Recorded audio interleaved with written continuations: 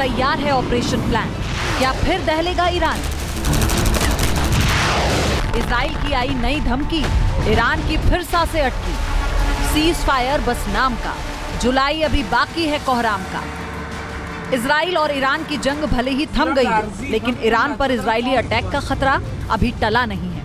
एक तरफ जहां अमेरिकी राष्ट्रपति ट्रंप ने ईरान पर दोबारा अटैक करने की चेतावनी दी, तो दूसरी तरफ इजरायली रक्षा मंत्री ने भी ईरान को नई धमकी दी है। अपनी आर्मी को ईरान पर हमले का प्लान तैयार करने का आदेश दिया है। इजरायली रक्षा मंत्री इजराइल केट्स ने सोशल मीडिया पर लिखा, हमने 12 दिनों तक शानदार ऑपरेशन चलाया, तेहरान के एयर डिफेंस सिस्टम को नष्ट किया, हमने ईरानी परमाणु ढांचे को नाकाम कर दिया, लेकिन अब हमने आईडीएफ को ईरान के खिलाफ एक प्लान तैयार करने का निर्देश दिया है, जिसमें शामिल है इजराइल के एयर डोमिनेंस को बनाए रखना, ईरान के परमाणु और मिसाइल प्रोडक्शन अभियान पर लगाम लगाना और उसके आतंकवादी अभियानों को रोकना।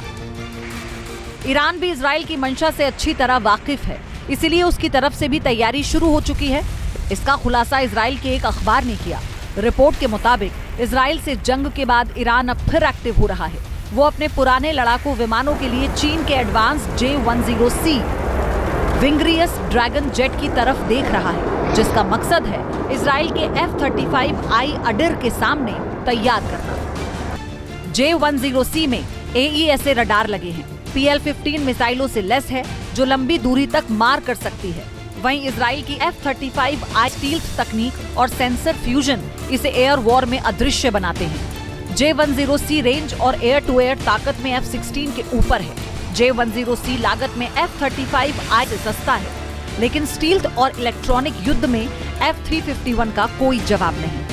ईरान की कोशिश है कि इजराइल के अगले हमले से पहले खुद के डिफेंस सिस्टम को तैयार कर सके, लेकिन ईरान के लिए परेशानी इस बात की है, अगर वो अभी से चीन के इस खतरनाक फाइटर को खरीदने की तैयारी शुरू करता है, तो भी इसे जमीन पर उतारने में 2 साल तो लग ही जाएंगे।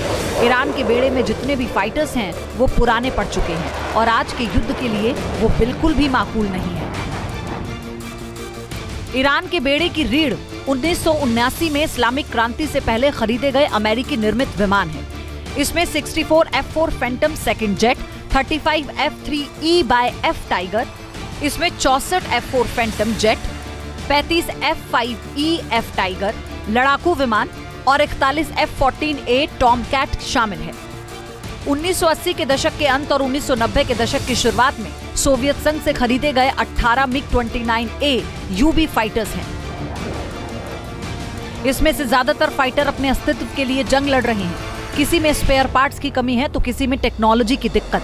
इजराइल के साथ 12 दिनों तक चली जंग में इन फाइटर जेट्स की कमियां उजागर भी हो गई।